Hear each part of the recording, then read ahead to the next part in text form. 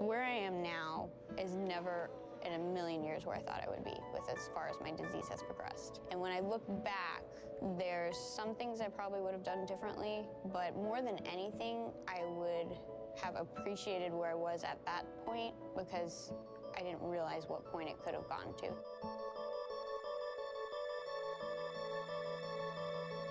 It took the diagnosis for Crohn's, it took us a little while to figure that out. I didn't know what Crohn's even was. I do now.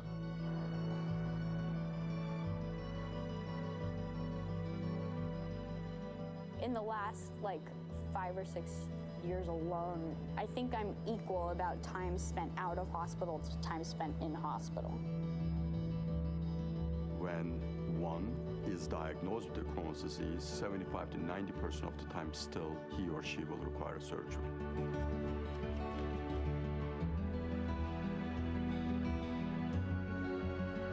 So my options right now are seeing if my bowel can absorb at all. My other option is getting the small bowel transplant. I know you have a hard time trying to make a decision because of the unknown, right? I think Dana has a message. You know, I think Dana has something to say.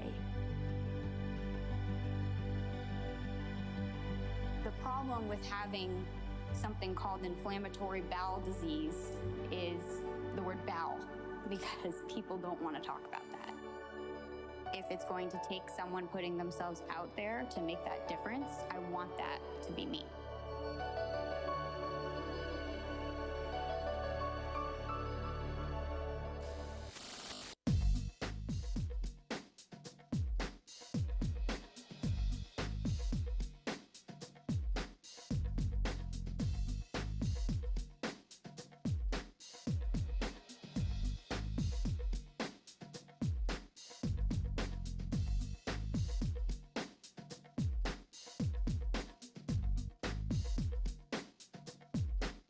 Now, here's Ed Bernstein. Hi, welcome to our show. The trailer you just saw was, of course, my daughter Dana. And later next month, March 15th, there is the premiere of a documentary that features Dana. It's called Semicolon, The Adventures of Ostomy Girl. And with me now to talk about the film is the director, Robin Greenspun, and the producer, Dana's mom, and Cari Marshall. And Cari and I, are no longer married, but we raised Dana for 26 years and have experienced going through the ups and downs of this illness, right, Cari? Yes, absolutely. And let me ask you this first. This is a documentary film about a young lady fighting an illness who has several challenges, has had a lifetime illness, and has to make a decision now about a transplant, which is a very rare and very complicated procedure. But why, how did the idea of a documentary come about? Well, Cari and I were having lunch one day, a little over a year ago, actually. Well, it was before Thanksgiving last year. And I was just trying to catch up, as I always do when she has time, and just to see how Dana was doing. In the course of conversation over lunch, I said, "How's Dana?" And I knew she was in the hospital in Cleveland, but I really didn't know much more than that at the point. And she said, I just wish someone could follow her around with a camera so people could really understand what this girl goes through every single day of her life. We need to make a documentary about her. And me, having a large mouth, said, well, we can do that. And here we are. But you also have a lot of experience in the film industry. I do. Right? I have a background in television and film. It's the first documentary that I've made, but I do have a film background. I haven't done anything for a while, so it was a challenge. As you know, technology changes, so I was a bit of a dinosaur when we started on this. But Cari and Dana talked, and they decided, well, it was really Dana who said, okay, I'm ready. I'm ready to talk about it. I'm ready to help other people. And that's that's how it started. And Cari, what did you hope to achieve from the documentary film? Well, I wanted to show, really give an inside view as to what happens living with Crohn's, but there's so many facets to it. It affects their whole lives. It affects their relationships, how they deal with everyday life. We wanted to raise awareness, and hopefully with raising awareness, we'll be able to help a lot of people raise money for research and just give a voice to the people who don't want to talk about this disease. It's not a disease that people are, you know, commonly talking about. It has to do with the intestines and the bowels, and it's not fun. Now, we just came back last weekend. This film was highlighted at the Sedona Film Festival, and I found it very interesting. When you watch a film with strangers, with a room full of strangers, and you see their reactions of laughing and crying, it's an entirely different experience. Were you surprised? Well, the good news is that they laughed at the right places, which is always something you want to be conscious of. Yeah. And they were very emotional at the right places, too. And it's hard to not fall in love with Dana. And that's really what we heard afterwards, is Dana's personality and her spirit is so amazing that, you know, what I did was secondary to the fact that I had a subject that is so lovable and so smart and so wonderful that people can't help but love Dana, which helps us with getting the message across and with people loving the movie. Now, Dana's currently in Cleveland, Ohio, kind of camped out near the Cleveland Clinic, waiting for her medical care to be completed. She faces a choice now of whether she should get a small bowel transplant, and we'll talk about that in a few minutes. But in order to do the film, you had to travel back and forth several times to Cleveland. Right? That made it more difficult, obviously. Well, we were there, I think we shot 3 different times there where we were both there. The first time that, when we started the film, we actually used the crew from, the in-house crew from the Cleveland Clinic, because Dana was rushed back for an emergency, and we didn't have enough time to get our film crew up and running. They were doing another location shot. So we were on real time throughout the film, but so it was a total of 4 different shoots during a 5-month, almost 6-month time period. So yeah, we were there a lot, and a lot of snow. As there is currently. Yeah. Yeah. Now, Dana was diagnosed at about 3 years old of having a Crohn's disease. Do you want to talk about what Crohn's disease is, Cari? Well, it's an inflammation in the bowel, in the intestine, and it can be anywhere from the mouth all the way down to the end. And it is just a very insidious disease. It can be a very mild case to a very, very complex, complicated case, which is what Dana has. You know, you treat it with the medicine that is available at the time until that no longer works, and then surgery is probably done 75% of the time to alleviate some of the symptoms. There is no cure yet, and but we've been on this journey for a very long time, and we're hoping to have a huge change for Dana with what we're looking at. Now, you talk about the surgery. When they do a surgery, what they typically do is remove sections of the bowel, of the colon. Mm-hmm. So after X number of surgeries, I mean, you have, what, 20 plus feet of colon, but after X number of surgeries, they keep reducing the amount of colon. Dana's had, multiple surgeries and has very little colon left. Dana has very little colon left, and so she's not able to absorb any nutrition. And of course, having a catheter that connects into your heart area is very dangerous, because these lines tend to have infections that could be life-threatening in and of themselves. Oh, she's in and out of the hospital all the time with infections or electrolyte imbalances, and that's the problem with these. Now, Dana's in Cleveland right Yes. now, but through modern technology here at Channel 3, we have an earpiece, and she is on the line with us. Dana, can you hear me? Hi, Dad. Hi, sweetheart. Hey, I wanted to ask you, because I remember, you know, when you first went through a lot of these medical procedures, you were a little bit concerned about publicizing them and talking about them. But you've been very public over the last half a dozen years or more. You know, you've been very active in the rock and roll marathon. You've been on television doing commercials for that. You've kind of been a spokesperson for the local chapter of the Crohn's and Colitis Foundation. And now you're on a film that's going to get a lot of wide attention. How do you feel about that?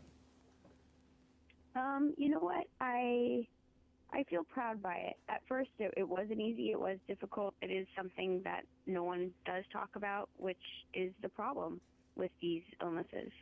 They're not pretty. They're not pleasant. They're not quote-unquote sexy. But they're real. And it's something that everyone, you know, deals with, or the digestive system and what happens with it. So when you have problems with it, it becomes a huge problem. And people don't realize just how bad these diseases can get and what they affect and how detrimental they can be.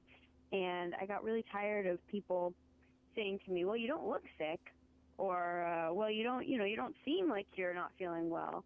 And, you know, me going into the emergency room, and just because I'm not bleeding from my head doesn't mean that I'm not more serious or just as serious as the person in there with a broken arm. And so it's about educating, you know, people who normally would not have any understanding of these diseases, to let them know what it really does entail, that people can die from complications of these diseases, or, you know, they get their quality of life taken from them. And a lot of it happens behind closed doors, and it's to expose that. And I realized that if anything was going to change with that, someone had to do it differently. And I decided that that should be me, because this is what I have been dealing with. This is what I know. This is my journey. You know, I didn't get to finish school or go into, you know, a career path that I wanted to, but I have this instead, and this is how I'm going to make my difference. Of course, these diseases can be, you know, quite serious, but why don't you explain a little bit about the day-to-day, you know, life living with, you know, this illness that you have? Well, so like Mom said, and Robin both said, my version of it is quite severe. I have a really intense case of it, and it can vary. But, you know, when you're having symptoms are symptoms, and they affect all parts of your life on a daily basis. So it can range from me just having no energy whatsoever. I don't sleep well because my body keeps me awake. So, you know, that in and of itself can cause multiple problems throughout the day. But like Mom was saying, I don't absorb any food. So I'm very limited to what actually gives me nutrition. I'm connected to IVs or something like that during the day, which I manage. I run them and, you know, make sure that I'm properly hooked up to them and getting what I need to get. It's kind of equivalent to like taking a pill or medication, except it's an IV. And, you know, it does have certain limitations. Since I've had some of my surgeries, though, my quality of life has been better than it was before. I'm not as sick. You know, I don't spend my life in the bathroom anymore. I'm able to actually get out and do some things. So that's definitely a plus. But it's still something that no one should have to live with, and something that we need to figure out how to give quality of life back to people with IBD, yep. Because it's not fair to rob people of life experiences like this. One of the factors that the film develops very well is what it's like for a child to grow up with a disease, and how, you know, how has that affected your adolescence and childhood? Oh, okay. That's a good question, as you would know. Well, you guys did a really good job of not really letting me get away with anything because I was different. So I kind of grew up, I grew up ill and not feeling well, but I didn't really realize how sick I was because I wasn't treated any differently, which I think you guys were all the time. Because I was able to form my personality and my opinions and who I am as myself without viewing myself as the quote-unquote sick kid or sick girl.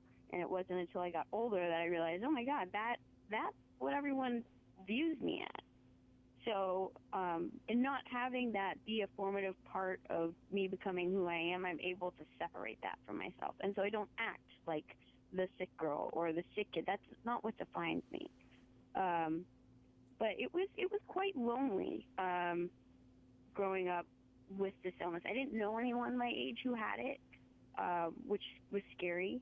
But I understood that in that reason, I needed to become an expert on it. I had an amazing pediatric gastroenterologist that you both know dearly, Dr. Barron, who not only taught me about my disease and would take the time to answer every single question I threw at him, but he was very, very loving and kind and understood that this was a learning experience for me in every form of just getting used to how life with this disease was going to be, but also taught me how to be a good patient, taught me, what questions to ask. If I was traveling or if I was going to be seeing a doctor that wasn't him, going over with this doctor what my needs were, because you can't assume that just because someone is a doctor or has a medical degree that they understand these diseases and that they understand what's going on with you. Every case is so unique and so different, and everyone responds differently, that you have to let them know your experience. You have to let them know, hey, I know protocol is this, but I don't respond this way to that. You're going to be wasting your time, or this is what's going on with me. And in doing so and having this disease for so long, you do really learn your body. And it's very, very important to let whoever is taking care of you know the information that you have from that experience. Right. So it was pretty lonely. It was isolating. These diseases are isolating to begin with. So I grew up knowing I was different. I grew up thinking I was different, but I was okay with that because you guys did a pretty good job of not letting it be too lonely or by myself. You guys were always there and very, very, very supportive, which I'm sure was not easy and tough, and it's probably why you guys are quite good friends. Well, one of the things that people don't recognize is, when you have any family member that's sick, it really affects the entire family. And, absolutely. And then when somebody's, oftentimes you see, somebody comes back, they're injured in Afghanistan or something, and they come back and they say, well, this person's healing at a hospital, but it really creates life changes for the entire family thereafter. I mean, nothing is ever the same after a catastrophic injury. No, not at all. And like when I would be in surgery when I was younger, the only, people in the waiting room would be you and Mom. So you're the only ones who would know what the other one was feeling or going through. And so it created a strong friendship between the two of you, despite, not being married anymore. Yeah. Yes. I became, the primary thing was to make sure I was okay and I was alive. Right. This has been a family challenge and a lot of, and a very Absolutely. extended family as well. You have a lot of support. Before I forget, I should remind myself that March the 15th at the Palms Theater in Las Vegas, and Dana, you're going to try to make it, right? You're going to try to get out of that snow in Cleveland and come here if you're feeling okay? I will be more than happy to get out of this snow okay. and come and see you guys and not be in negative temperatures. Okay, but March the 15th at the Palms Theater. Brendan Theaters. The Brendan Theaters at the Palms Hotel. Thank you, Robin. We're having a kind of a fundraiser for the Crohn's and Colitis Foundation of America and the Cleveland Clinic. On screen now, there is a link to get tickets. This is a very compelling story. Robin, you did a tremendous job in directing this. And now, I can't believe it's in film festivals. How difficult is it to get a film shown at a film festival? Oh boy, it is. It's the luck of the draw these days because there's so many filmmakers and so many fabulous films out there that we're honored that we're in 4 festivals. We're doing the screening in Las Vegas, and now we've been asked by universities and by groups now across the country to come and screen the film with them. We're waiting to see if we get into more festivals. Of course, it's kind of the height of the festival season, so we're hopeful. But we just did the Sedona Film Festival. We're going to Richmond, Virginia for the Richmond Festival this coming weekend.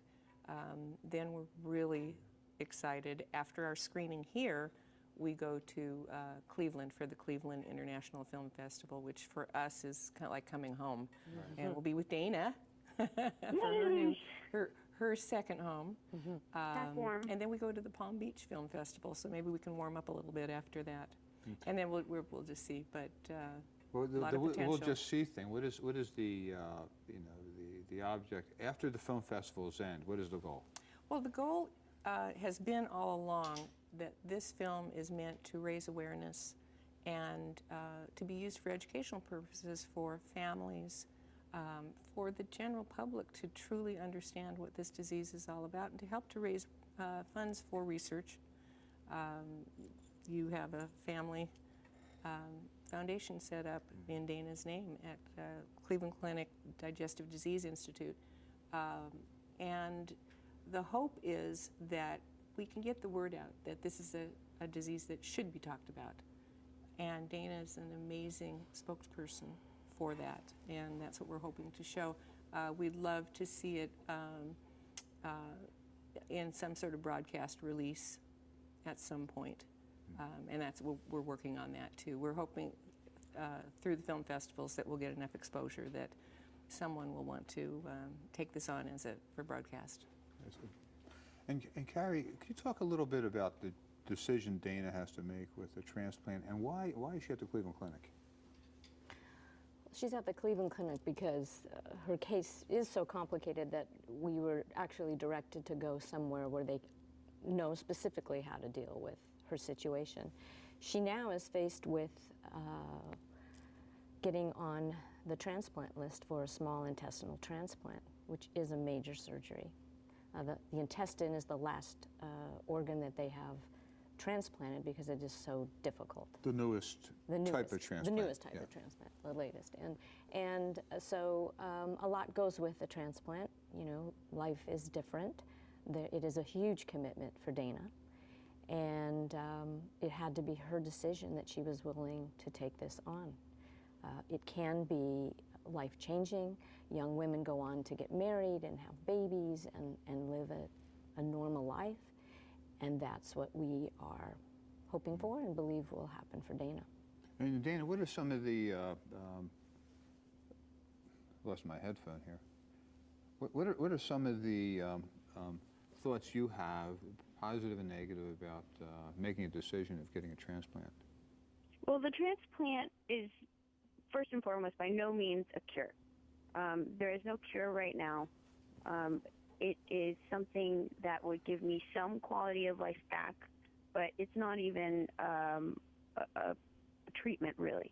And it's only in very, very, very severe cases because there is, like my mom was saying, there's a lot that goes along with transplant. It's a high-risk surgery. There is a significant mortality rate involved with intestinal transplant. However, it could give me, like she was saying, a lot of quality of life back. I wouldn't have to have an IV all the time. I wouldn't have to be dependent on absorbing my nutrition through IV instead of food. I'd be able to eat again, hopefully, and be able to manage life in a way that's more normal and gives me a better sense of the life I want to live, rather than in and out of the hospital as often as I am. And that's part of the risk. That's a major part of the risk. I've had my disease pretty much my entire life, so there is a familiarity that I have with it. I know my problems. They, can be vast and varied, but I have a handle on them, and I know what is presenting and what to do for myself. And having a transplant is a total game changer because it now brings all of the organ systems. No, we're getting signals. We're running out of time. But I should say that we have a cartoon that was created for you called Ostomy Girl. Right, it's also part of the documentary, and And your mom has just dropped off some logo wear here. Here I have Semicolon T-shirts and the Adventures of Ostomy Girl and hats and things like that. I want to see you wear anyway, the beanie. It's March 15th at the Brendan Theater at the Palms Hotel. We'll see you there. Dana, hope you can make it. Me too, Dad. Okay, sweetheart. Bye, Get well. sweetie. Thank you. Love Robin you guys. Greenspun, thank you so much. Cari Marshall, Thank you did you, a great Ed. job. Thank you. Thanks.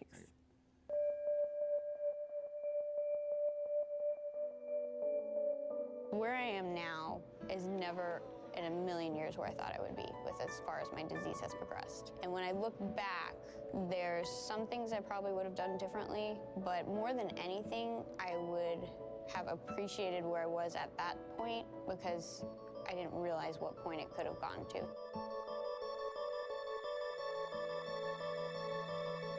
It took the diagnosis for Crohn's, it took us a little while to figure that out.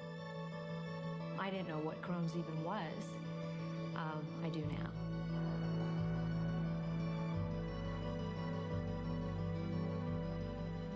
In the last, 5 or 6 years alone, I think I'm equal about time spent out of hospital to time spent in hospital. When one is diagnosed with Crohn's disease, 75 to 90% of the time still he or she will require surgery.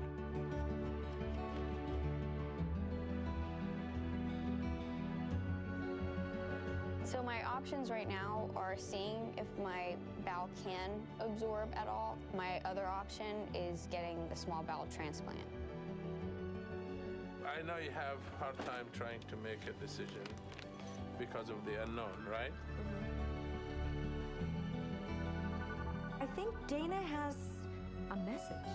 You know, I think Dana has something to say. The problem with having something called inflammatory bowel disease is the word bowel, because people don't want to talk about that. If it's going to take someone putting themselves out there to make that difference, I want that to be me.